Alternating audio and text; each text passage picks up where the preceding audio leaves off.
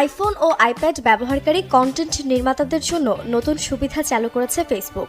চালু হয়েছে creator studio নামে আলাদা অ্যাপটিতে কৃত্রিম বুদ্ধিমত্তা ব্যবহার করে কন্টেন্টের কার্যকারিতা বিশ্লেষণ এবং দর্শক বাড়ানোর পরামর্শ পাওয়া যাবে। ফেসবুক জানিয়েছে, কয়েক সপ্তাহ পরীক্ষামূলক ব্যবহারের পর বুধবার অ্যাপটি আনুষ্ঠানিকভাবে চালু করা হয়েছে। এতে যুক্ত হয়েছে এআই ভিত্তিক ক্রিয়েটর সহকারী। এটি নির্মাতার কন্টেন্টের ধরন, দর্শকের আগ্রহ এবং কন্টেন্টের ফলাফল বিশ্লেষণ করে ব্যক্তিগতভাবে বিভিন্ন পরামর্শ দেবে। নতুন অ্যাপে কন্টেন্টের ফলাফল বুঝতে আলাদা করে বিভিন্ন পরিসংখ্যান বিশ্লেষণ করতে হবে না। নির্মাতারা সরাসরি জানতে পারবেন দিনের কোন সময় পোস্ট করলে বেশি দর্শক পাওয়া যেতে পারে, কোন পোস্ট ভালো করেছে সেটিও জানা যাবে।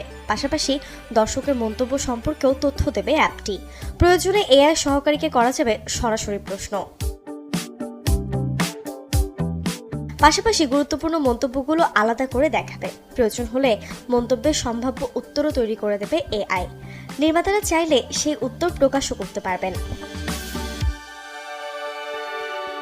প্রতিদিন অ্যাপ চালু করলে একটি অগ্রাধিকার তালিকা দেখা যাবে।